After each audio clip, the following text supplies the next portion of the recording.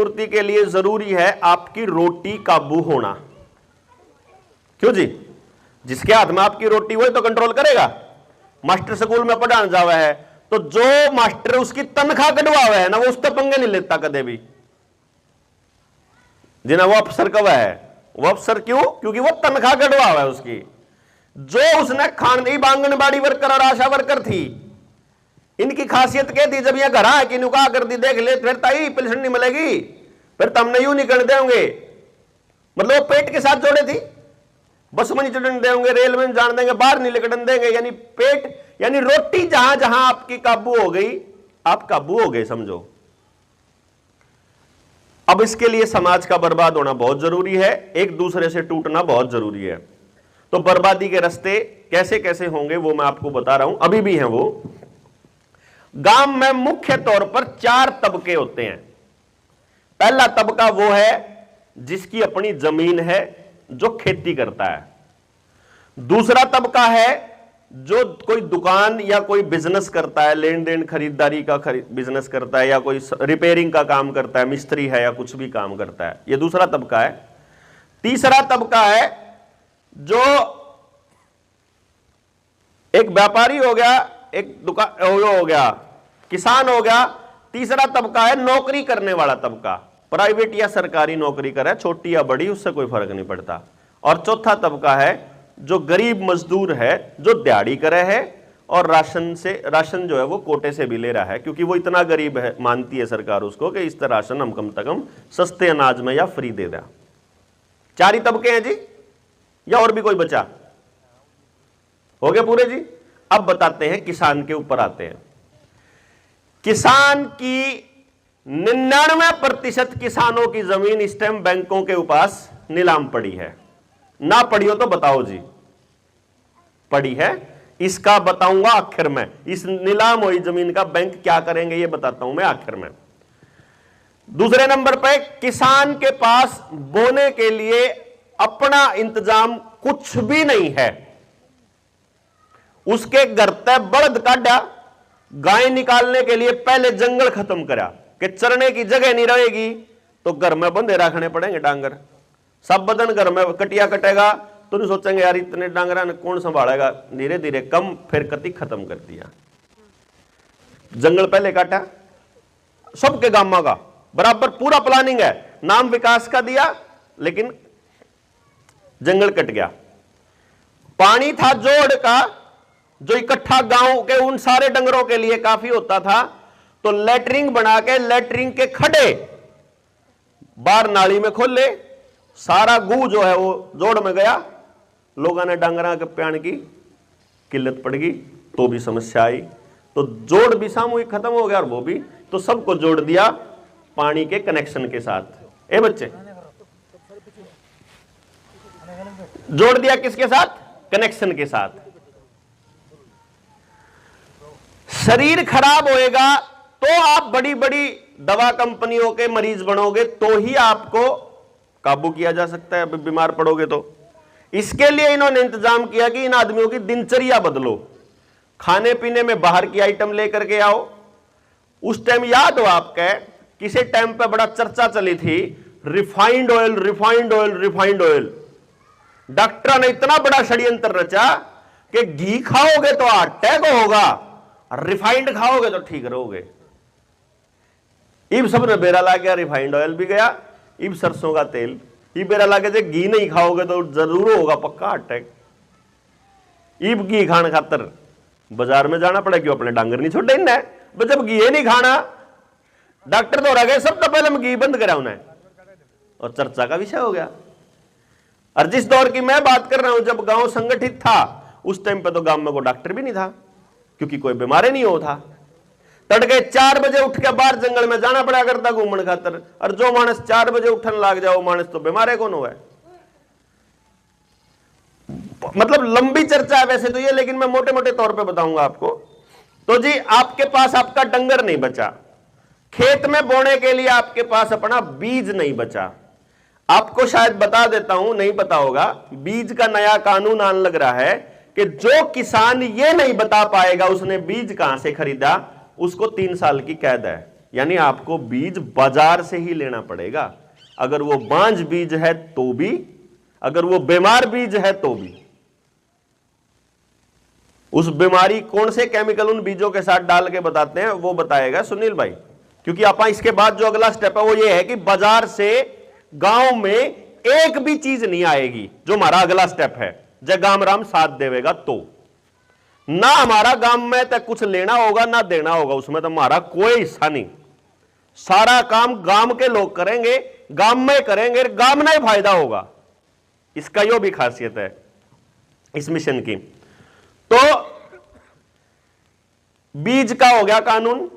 पानी का नया कानून अगर आप लोगों में से किसी ने सुना हो, जिसके ऊपर चर्चा चल रही है, जिसके घर में समर्सिबल है या जिसके घर में ट्यूबवेल है, तो धरती का बोर का पानी काटने का जो टैक्स है सरकार का वो है 10,000 रुपए साल का, सिर्फ उसका न्यारा टैक्स आने वाले टाइम में। और बोर अलाउड ही नहीं होगा अगले 5 साल 10 साल के बाद, 2030 के बाद ये अलाउड नहीं है। इसका नाम है एजेंडा 2030, जिसको यूनाइटेड नेशंस से वर्ल्ड इकोनॉमिक फोरम ने अभी टेक ओवर कर लिया है। और ये पूरे प्रोपेगेंडा का हिस्सा है, जिसकी आधी जानकारी टीवी पे आती है, आधी नहीं। खेत हो गया, बीज हो गया, पानी हो गया, डांगर आ गए। गुजरात और उत्तर उसमें राजस्थान में 2 जगह विधानसभा में कानून बन चुका है कि आप एक से ज्यादा डंगर नहीं पाल सकते। अगर आपकी गाय शहर में गई तो 25,000 रुपए जुर्माना है। अगर एक से ज्यादा डंगर पालोगे, एक से ज्यादा पशु पालोगे, तो आपको टैक्स देना पड़ेगा। और अभी पिछले महीने सरकार ने एक एडवाइजरी जारी की थी कि हिसाब लगाओ कि घर में अगर 2 माणस रंधे हो और 4 भैंस हो या 4 डांगर हो, तो 2 माणस कितना दूध पी सके हैं साबत दिन में, और उससे जो बाकी दूध बचा उससे घनी तक घनी क्या की आमदनी हो सके है, और उस पर उतना हिसाब से टैक्स काउंट करो, चाहे मैं बेच दे चाहे ना बेच दे। ठीक है जी। तो पूरा इंतजाम बन गया किसान का, या रहेगी कुछ कसर? डांगर बांधोगे, अगर आपने बैल बांध लिया, जो कर अपन का हम तो बलद बांध लेंगे, अगर आपने बैल बांध लिया तो बैल आपका वन्य प्राणी घोषित कर दिया मॉडल एपीएलएम एक्ट में, आपको 4 साल की कैद है। ठीक है जी। आगे बच गया व्यापारी वर्ग। व्यापारी वर्ग का यो खेल है जी, ये नौजवान बच्चे बहुत अच्छे से समझते हैं इस खेल को। या बोतल है, मान लो एक एग्जांपल ले लिया भाई, 1000 रुपए की बोतल है फॉर एग्जांपल। दुकानदार के पास गए, लोकल दुकानदार के पास, उसको बोला बोतल दे दे। वो 1000 की ले आया था, तो 1000 तक कम की बेच सके है यो? नहीं बेच सकता ना। तो 1100 की बेचेगा, तो जो बालक है नौजवान, वो अपने मोबाइल में पटते सी चेक करेगा कंपनी में कि ऑनलाइन तो 900 की मिलन लाग रही, तो लूट मचा रखी। क्योंकि ऑनलाइन जो लोग बेच रहे हैं उनके 10-10 हजार करोड़ रुपए, 12-12 हजार करोड़ रुपए माफ करने लग रही सरकार। दुकानदार के कौन कर दी माफ? तो दुकानदार धीरे धीरे खत्म। भारत 6 की गाड़ियां एजेंसी में ही ठीक होती है, मिस्त्री ठीक नहीं कर सकता। भारत 4 से कम की गाड़ियों को रद्दी बनाकर अगले 5-7-10 साल में बंद कर देंगे, और सिर्फ वो गाड़ियां बचेंगी मार्केट में जो केवल और केवल कंपनियां ठीक करेंगी। तो दुकानदार खत्म छोटे। क्यों जी? तीसरे नंबर पे नौकरी वाले। जितने यहां नौकरी करने वाले साथी हैं, हाँ, चाहे वो सरकारी करते हो चाहे प्राइवेट करते हो, सारे साथी समझ लियो आने वाले 5-7 साल के अंदर 90% नौकरियां खत्म होने वाली हैं। ये हर कंपनी बोल चुकी है कि आपका काम करने के लिए आर्टिफिशियल इंटेलिजेंस है। ट्रैफिक पुलिस का काम करने के लिए कैमरे लगा दिए गए हैं, आपकी गाड़ी का चालान आपका नंबर प्लेट से ही कट जाएगा। टोल टैक्स के लिए जीपीएस और नंबर प्लेट से ही टोल कट जाएगा। आपके जितने रिचार्ज हैं वो भी ऑनलाइन होंगे, पढ़ाई भी ऑनलाइन होगी, नौकरी भी ऑनलाइन होगी, घर बैठे जॉब करनी, घर बैठे सब करना, किससे न कितने नहीं जाना, सारा काम आर्टिफिशियल इंटेलिजेंस कर देगा। चौथे नंबर पे बच गया तबका जो गरीब मजदूर है, जिसने सरकार का जो केमिकल ले रखा है, उनके गोड्डे टूट लिए हैं गणखरिया के। शरीर जवाब दे चुका है, मजदूर के पास इतनी हिम्मत नहीं रह रही कि वो मेहनत कर ले इस टाइम पे। क्यों जी? ये जो बीमारी के लाए थे, इनने सुई लाई थी इसके चक्कर में। और ये जो गोडे टूट लिए हैं, मेहनत करना जो कर रहा नहीं, काम करने किते है ही नहीं, क्योंकि हर जगह मशीन आ गई है। राशन मिला करता, राशन में तो तेल कट चुका है, तेल मिला करता सरसों का तेल नहीं मिलता आजकल। दाल मिला कर दी, दाल नहीं मिलती आजकल। कई कई जगह चौल भी काट दिए हैं और गेहूं रह रहे हैं। ये भी थोड़े दिनों में बंद करके सरकार कहने वाली है कि जैसे आपको सिलेंडर की सब्सिडी खाते में आया कर दी, वैसे ही आपको पैसा खाते में आया करेगा, उससे खरीद लिया करियो। और सरकार के पास देने के लिए एफसीआई में आज गोदाम खाली हो चुके हैं, कोई अनाज नहीं है। इसका मतलब अगर देश के पास अब भूखमरी आ गई तो जो साइलोज बना रखे हैं, बड़े बड़े गोदाम बना रखे प्राइवेट कंपनियों ने, इसके अलावा देश के पास कोई अनाज नहीं है। जमींदार के पास अनाज होया करे 1 साल का, लेकिन जमींदार के अनाज को 1 साल के लिए इन्होंने बांझ बीज देना है बाजार में। भाई जो गरीब अगला जीरी का बीज दे दिया इनने, इसके बाद इनने प्लान कर लिया कि 2-1 साल में हमने अकाल लाना है देश के अंदर। तो ये क्या करेंगे? सिर्फ इन्हें इतना इंतजाम करना है कि बाजार में जितना बीज है वो सारा बीज उल्टा मंगा ले कंपनी दुकाना पे है और नया बीज बेच दे, और वो बीज बांझ आए। आया है ना बांझ बीज पहले भी, ओया ही नहीं खेत में गिरे पाछ है। बीटी कॉटन का तो यो हाल है। इसका मतलब क्या होगा? जमींदार बोया जाओ, लाया जाओ, हांगा चाहे कितना ही डीएपी कितना यूरिया गिर लियो, कुछ नहीं होना। तो देश के अंदर अकाल पड़ गया। अब आपके पास 2 रास्ते होंगे, या तो सरकार की बात को चुपचाप मानो फ्री में रोटी लेने के लिए, नहीं तो साइलोज के ऊपर अटैक करो। साइलोज के ऊपर अटैक करोगे तो उसके लिए इंतजाम करने लग रहे हैं, अग्निवीर तैयार होने लग रहे हैं। आपके टैक्स के पैसे से आर्मी में 4 साल की ट्रेनिंग आपके लिए, बच्चों के लिए नहीं है। कदम सोचते हो नौकरी के चक्कर में वह अपनी प्राइवेट आर्मी तैयार करने लग रहे हैं। अंबानी अडानी जिनके ये साइलोज हैं, कंपनी है, बिजली के यंत्र हैं, ये बिजली के पावर हाउस हैं, ये प्राइवेट स्कूल, इन स्कूलों की जमीन पंचायतें बेच चुकी है। आपकी बड़ी की जमीन, आपकी जोड़ की जमीन, आपकी जितनी भी पंचायती जमीन थी, सारी जमीन सरकारें बेच सरकार ने अपने नाम करवा ली है। इसकी रजिस्ट्री होली होगी, स्कूल की रजिस्ट्री। और या किसकी जमीन थी? या पंचायत की दिया, किसी बूढ़े पुरुष ने दान दे रखी होगी जमीन। या 2 तरीके से सरकारी स्कूल लगे। वह जमीन सरकार अपने नाम करवा चुकी है, अब उसको प्राइवेटाइज करेगी तो आप लोग अपने बच्चों को पढ़ाने के लिए अंदर नहीं आ सकते। उसके लिए आपको रोकने के लिए इंतजाम कर दिया। प्राइवेट आर्मी बनाने की परमिशन का कानून बन चुका है। मेन्यू नहीं करना प्राइवेट आर्मी बनावेंगे, पहले कानून बनाया है कि कोई भी प्राइवेट कंपनी अपनी पुलिस रख सकती है, अपनी आर्मी रख सकती है, और उधर से ट्रेनिंग के लिए हमारे बच्चों को भेजा जा रहा है। तो आप अंदाजा लगा लो वह कड़े खड़े होंगे। अगर उसका अंदाजा लगाना हो तो 2 महीने पहले, 3 महीने पहले की श्रीलंका की खबरें देख लेना। वहां पर खबरें आ रही हैं कि आम जनता के लिए पेट्रोल डीजल नहीं मिलेगा पेट्रोल पंप पर, और पेट्रोल पंपों पर अग्निवीर खड़े कर रखे बंदूक देकर। तो आपके पास ना बच्चे को पढ़ाने के लिए जगह बची, ना खाने के लिए बचा, ना काम करने के लिए रोजगार बचा। तो आप क्या करेंगे? फिर सरकार आपको क्या कहेगी? आप कहोगे मैं तो अपने खेत में कर लूंगा खेती। खेती जब करेगा जब बैंक का कर्जा तार देगा, क्योंकि देश अभी डाउन है। सरकार कहेगी आपको आजा कर्जा तार चालोगे आप अपनी जमीन बचाने खातर। अब तक आप क्या कर रहे हो? अभी तक जमींदार को मिलता है 3 लाख रुपया 1 किल्ले पे किसान क्रेडिट कार्ड का। इतना मिला जी? लाख रुपए मिला। उन्हें कई साल हो गए, दिन भर देने तो बद कहो 3 लाख तक जा लिया, गणत गणा। मैक्सिमम 3 लाख रुपये मिला। जमीन की कीमत है 30-30 लाख रुपये किला, उस पर मिल रहा है 3 लाख। अच्छा जी, बैंक बर्बाद होने वाला है, बैंक के पास पैसा नहीं है। बैंक ने जमींदार को बोल दिया भाई पैसे दो, मतलब जमा करा दो। अभी तक क्या चल रहा है? जमींदार ने पैसा लिया बैंक से, उसने वो पैसा खर्च किया, या तो मान लो उसने बिजनेस में लगा दिया तो बिजनेस ठप हो चुके हैं इस टाइम। जब उसने दुकान खोल ली होगी, दुकान बर्बाद हो चुकी है। जब उसने बालक नौकरी पर ला दिया, बालक न्यारा हो लिया। जब नौकरी पर ला रखा हो तो बालक न्यारा होकर बैठ लिया उसका। जब उसने मकान पर ला दिया तो वो आमदनी नहीं देवे। ट्रैक्टर ले लिया होगा तो आमदनी नहीं देवे। आड़ती तो दे दिया तो आड़ती का नाश होने लग रहा है। उन्हें जिससे भी रुपया दे रखा है उसका वो रुपया उल्टा नहीं आना, कम से कम 50% का तो नहीं आना पक्का। ईब रहेगी चुकाओगे कैसे?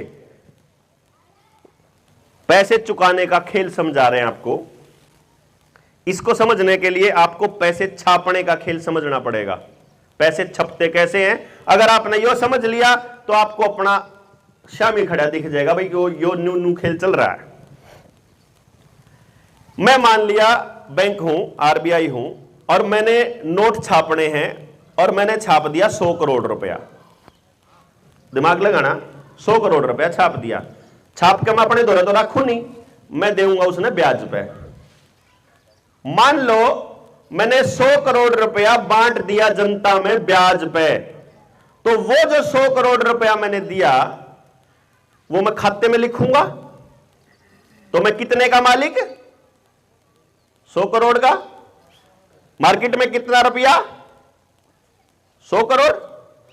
मैंने लिया 10% ब्याज, तो 10% ब्याज के बाद 1 साल बाद मैं कितने का मालिक? 110 करोड़ का। मार्केट में कितना रुपया? 100 करोड़। मैं 10 करोड़ कितना है? बनू तो अंदानी के नोट ब्याज होंगे, मतलब ये हवा में रुपया बन गया। ब्याज का रुपया हवा में बनता है, वो नोट नहीं होते, वो सिर्फ कागजा में होया। अगर कितने नहीं होता वो रुपया। आमतौर पर जो लोग फाइनेंस का काम करते हैं और जो लोग समझते हैं इस पूरे खेल को, तो बैंक जब पहली किस्त आया करे उसने भी ब्याज पर चढ़ा दिया करे, फिर ब्याज पर चढ़ा दिया करे, तो ब्याज ब्याज ब्याज ब्याज चढ़ता रहा करे। असलियत में जो बैंक का पैसा है वो लगभग 50% के रेट से बढ़ता है। यानी कि आज अगर 100 करोड़ के नोट छापे हैं तो 1 साल बाद बैंक मालिक हो जाएगा 150 करोड़ का, लेकिन असलियत में मार्केट में कितना रुपया है? 100 करोड़। और दूसरे साल 150 का डबल हो जाएगा, 300 करोड़ हो जाएगा, लेकिन असलियत में कितना है? 100 करोड़। तो आज जो भारत की जो अर्थव्यवस्था है उसमें 1:9 का अनुपात से हवा में रुपया है। यानी असली 1 रुपया है तो 9 रुपये हवा में है, वो मार्केट में है ही नहीं। तो अगर गांव के जमींदारों ने अपनी जमीन किसान क्रेडिट कार्ड पे लोन दे रखी हो, या अपने घर पे लोन ले रखा हो, या डांगरा का लोन ले रखा हो, या दुकान का लोन ले रखा हो, या पर्सनल लोन ले रखा हो, तो ध्यान रखिएगा आप लोगों के पास 90% लोगों के पास पैसा है ही नहीं, तो 90% लोग चुका नहीं पाएंगे। आपके पास अपनी जमीन को नीलाम होने के अलावा कोई रास्ता नहीं है। इस काम को कब करवाएंगे? वो जिस दिन आपके आधार कार्ड को आपकी जिंदगी की सारी चीजों के साथ जोड़ देंगे, उस दिन आपकी गुलामी पक्का ठप्पा लग जाएगा। और सरपंच साहब बैठे हुए हैं, मैंने आज तक किसी सरपंच साहब से पूछा नहीं है। इनकी अगर आज तक सरकार के किसी नुमाइंदे से मीटिंग हुई होगी तो सबसे ज्यादा जोर सरकार फिलहाल आधार कार्ड के साथ चीजों को जोड़ने पे और आयुष्मान कार्ड बनाने पे लगा रही है। गलत तो नहीं कह रहा जी? सौरा जोर, मतलब देश की तरक्की कहीं जाए, जमींदार कहीं जाए, बालक का रोजगार कहीं जाए, कॉलेज यूनिवर्सिटी बर्बाद हो जाए, कुछ हो ना रहो, सरकार का एक ही जोर है कि आपका पानी का बिल, बिजली का बिल, आपका वोटर कार्ड, आपका पैन कार्ड, आपका बैंक अकाउंट, आपका गाड़ी की आरसी, आपके घर की रजिस्ट्री, आपके खेत की रजिस्ट्री, आपके जितने लोन है, आपके डांगरा का आईडी कार्ड, आपकी फैमिली आईडी, आपका पहचान, परिवार पहचान पत्र, और आपकी जिंदगी के और जितने कागज है, सारे आधार के साथ जोड़ने को सबसे पहला जोर लगा रखा है। कारण क्या है कि जो आप पिछले 3 साल से सुन रहे हो कि जाके अफसर तब बात करोगे, अफसर 1 मिनट में कहा हम तो नौकरी कर रहे हैं, सरकार ने बुझो नहीं गंदे होंगे जी। वो सरकार की थे किसी ने नहीं पता, हमारा ऊपर तो ऑर्डर है, ऊपर तो ऑर्डर है। वो ऊपर कहां है? वो इस प्रधानमंत्री और इस विपक्षी पार्टियों से भी ऊपर है। ये जिन लोगों का ये मोबाइल है, जिनके ये मीडिया के तंत्र हैं, जिनने ये पूरा खेल चला रखा है, वो है ऊपर वाले, जो चाहते हैं सब कुछ एक ग्रिड में आ जाए, एक सर्कल में, कि एक बटन दबे और सब कुछ बंद। आपका बिजली का कनेक्शन काटने के लिए बिजली वालों को गांव में आना पड़ता है, अगर वो तारों के साथ जुड़ा हो, अगर उसका बिजली का कनेक्शन मैनुअल हो तो। लेकिन अगर चिप वाला मीटर लगा होगा तो उसका बिल वो अपनी मर्जी तक कितना ही बना सकें और उसको वो वहां से जब मर्जी बटन दाब के काट सके। गांव में आने की जरूरत को नहीं आपका कनेक्शन काटने के लिए। अगर आप सरकार के खिलाफ कुछ काम कर रहे हो तो आपका खाते में से जुर्माना, जैसे सीसीटीवी कैमरा लगा दिया और सरकार ने कह दिया लॉकडाउन है, गांव वाले ने सोचा गांव में थोड़ा लॉकडाउन हो जाएगा है, लेकिन गांव वाले न्यू कौन बेरा सीसीटीवी कैमरे का क्या काम है, कैमरे में दिखा कि लॉकडाउन में करता, बाहर लिख दिया, खाते में तरफ आपको कटेंगे। गाड़ी का जो पैसे कटा ना फास्टैग में, तो कटन लाग रहे अकाउंट में, तो कोई ऐसी बात थोड़ी ना है, ये इसीलिए चल रहा है। और आपको शायद ये नहीं मालूम है कि हरियाणा के अंदर क्षतिपूर्ति कानून बना हुआ है, पता किसे ने? इब्बे बड़े चौड़े हो रहे हैं किसान आंदोलन वाले।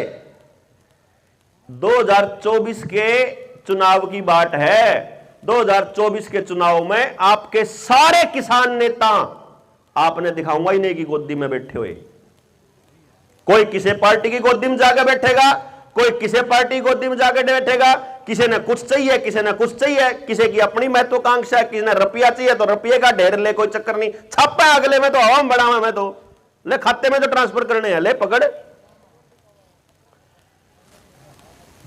सारे नेता आपके वहां चले जाएंगे, उसके बाद आपको डायरेक्शन देने वाला कौन? कोई भी नहीं। फिर क्या करोगे? फिर खड़े होगे लड़ने के लिए, अब क्योंकि वो तो बिकाऊ हो लिया माल। फिर जब वो खड़े हो गए उस टाइम पे सरकार ने क्षतिपूर्ति कानून बना रखा, अपनी पुलिस से चीजों को तुड़वाएंगे और उनकी भरपाई आपके खाते से डायरेक्टली होगी, आपको जरूरत नहीं है। आपके घरों की उगाही अपने आप होगी, क्योंकि भूमि अधिग्रहण कानून बन चुका है। भूमि अधिग्रहण कानून के अंदर अब आपके परमिशन की जरूरत नहीं है। पहले अगर कोई जमीन अगर लेनी होया करती सरकार ने तो 70% लोगों की सहमति चाहिए कर दी, ईब गुंचिन दी एक मानस की भी, सीधे खाते में रुपये अपनी पकड़ और महीने भीतर खाली कर। तो आपके पास अपनी घर की जमीन नहीं बची, खेत की जमीन नहीं बची, बीज नहीं बचा, पानी नहीं बचा, डांगर नहीं बचा, बालक की एजुकेशन नहीं बची, नौकरी नहीं बची, कंपनी नहीं बची, दुकान नहीं बची, काम नहीं बचा, स्किल नहीं बची, शिक्षा कुछ नहीं, करया कुछ नहीं, तो अपने बालका ने कैसा समाज देके जाओगे? मुझे नहीं लगता इसको समझाने की जरूरत पड़ेगी। क्यों जी? बाहर का कोई आदमी आके नहीं करेगा, हमने भी कोई ठेका कौन ले रखा, और गांव का आदमी जब नहीं उठेगा, गांव का आदमी जब अपने आप खड़ा नहीं होगा, तो आप लोग, हम मतलब आप तो जालोगे 5, 10, 20 साल में, मान लो जो बड़े बुजुर्ग हैं, हम सब तय निर्भाग लोग होंगे जो अपने बच्चों की गुलामी अपनी आंखों से देखेंगे, गुलाम होंदे देखेंगे, देखने लग रहे धीरे धीरे, और आगे कति अपनी आंखें आगे नाश होता देखेंगे। बीज नाश जिसने कहा करे ना, वो बीज नाश, क्योंकि बीज हो लिया खत्म, खेत का बीज हो लिया खत्म, डांगरा का हो लिया, मनसा का भी हो लिया 30-40%, तो बीज केवल बाजार से आएगा। इसको बोलते हैं बीज नाश। ये असलियत में अपनी आंखें आगे देख रहे हो आप। और अगर आपको इससे बचना है, इसका एक ही तरीका है, गांव इकट्ठा हो जाओ, इकट्ठे होकर के सरकार की जितनी योजनाएं हैं जो फ्री हैं उन पर कांटा मारना पड़ेगा। स्पेशली जो आधार कार्ड मांगा है, जिस योजना में आधार कार्ड मांग लिया ना, वह योजना आपके नाश की राही है। इब आपने आपके जुम्मे काम के है नौजवान बालक और जो बाकी गांव राम है वो इकट्ठा करना पड़ेगा दोबारा से, क्योंकि जो लोग नहीं आए हैं ना यहां, उन्हें कौन बेरा कितनी गंभीर समस्या है उन तक बतानी पड़ेगी। आपसे बताया नहीं जाएगा, क्योंकि हमने पढ़ने में 2 साल लग गए थे ये सारी चीज गहराई तक जान में। महाराज जब समझ में आया तो दिद्दे पाट गए, अरे बोले के करेगा इस रुपये का, कुछ नहीं रे। अगले प्लानिंग लंबी बना रहे हैं। अगले ने तो अपनी औलाद से बता दिया कि जा हम मर जावे तो न्यू काबू करने हैं ये लोग। अपन आपने कद बताया अपनी औलाद तक जाइए आ जावे तो लड़ना क्यों कर है, जमीन के ऊपर बचाने, डांगर के ऊपर बचाने, पानी के ऊपर बचाना, जोड़ के ऊपर बचाने, अपना जंगल के ऊपर बचाना, अपनी जमीन, मतलब कुछ भी, समाज कैसे बचाना, इसकी लड़ाई अपन अपने बालक को लड़ने सिखाया ही नहीं। तो समाज ने बैठ के वापस बैठ के इस पर चर्चा करनी पड़ेगी कि पूरी पीढ़ी योद्धाओं की तैयार करनी। जो अगर पहले होया करते ना लठ लान सिखाया करते, लठमान भाई लड़ाई होया करती, लिब लठा की लड़ाई को नहीं, दिमाग की लड़ाई है। और इन लोगों के पास क्योंकि पैसा है इसलिए मारे जिसे दिमाग आड़े किराए पर मिला है, ये किराए पैसे इसे लोग लेवे हैं और फिर मार मूर्ख बनावे हैं। हमने यू खेल समझ में आ गया, हमने न्यू देख लिया अगर रुपया लेके किस जाऊंगा जो समाज से टूट लेगा। तो जो राजनीति में है ना, जो भी आदमी, उन हर व्यक्ति को मालूम है कि हर पॉलिटिकल आदमी के पास पैसा है और उस पैसे से वो इलेक्शन मैनेज करने वाले लोग बुलाता है। इलेक्शन मैनेज करने वाले का काम क्या होता है, लोगों की साइकोलॉजी पढ़ना, उसके हिसाब से योजना बनाना और उनका मति फेरना। तो आप जब तक आप किसी पार्टी को वोट देते रहोगे, जब तक आप किसी व्यक्ति को वोट देते रहोगे, जब तक आप किसी जात वाले ने या गांव वाले ने वोट देते रहोगे, तब तक आपका सत्यानाश की तरफ रास्ता चलता रहेगा। और जिस दिन आप मुद्दों को वोट देना स्टार्ट कर दोगे उस दिन बनेगी बात। ये तो तब है जब आप वोट के लिए, वो तो 5 साल में होगा, लेकिन उससे पहले वो 5 साल वो आदमी के ऊपर काबू करना है जो बना दिया। इसका इंतजाम तो बाकी लोग करेंगे ना, सरपंच साहब थोड़ा इंतजाम करेंगे कि मैं उल्टेरा ही ना चालू। यो तो इंतजाम वह लोग करेंगे जिन्होंने इसको उस पद पे बिठाया कि आप बैठिए यहां, हमारे लिए निर्णय लीजिए, हमारे जो भले में हो वो कीजिए और जो गलत हो उसको रोकिए। ये जिम्मेदारी तो इन लोगों की है। लेकिन अगर मान लो ये लोग ना कर पाए, इन पता ही ना चल, मान लो इन बेरा ना हो, जाने में कर रहे हो ये हमारा नुकसान, तो उन्हें बताने वाले मानस तो चाहिए। वह कित हैं गांव पे हैं, तो आपने अपनी पूरी पीढ़ी सिखानी पड़ेगी कि नहीं। जो गांव के बालक है, नौजवान, उनकी बैठ के क्लास लेवांगे, उन्हें समझावांगे कि भाई तारा क्यों कर बचना क्यों कर है, लड़ना क्यों कर है, समझना क्यों कर है, अगले काम क्यों करना है, कितने जाना नहीं, किसी के पाछे लगना नहीं, किसी का झंडा ठाना नहीं, किसी की जय जयकार बोलनी नहीं, किसी से चंदा देना नहीं, किसी की गेल नहीं जाना, अपने गांव में रह के गांव बचाना है। यह है लड़ाई।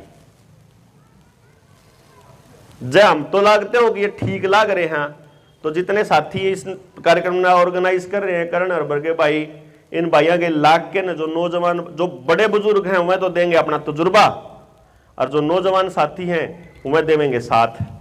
और फिर इसकी मदद से अपने को ऐसी व्यवस्था खड़ी करनी है, जो पर्पज है, जो हमारा मकसद है, वो ये है कि गांव के पास अपने जीने के लिए, खुशी खुशी रहने के लिए, एक दूसरे के साथ प्रेम पूर्वक व्यवहार करने के लिए जिस भी चीज की जरूरत है वो गांव पैदा करेगा, अपने निर्णय खुद लेगा गांव। इसकी व्यवस्था कर लो।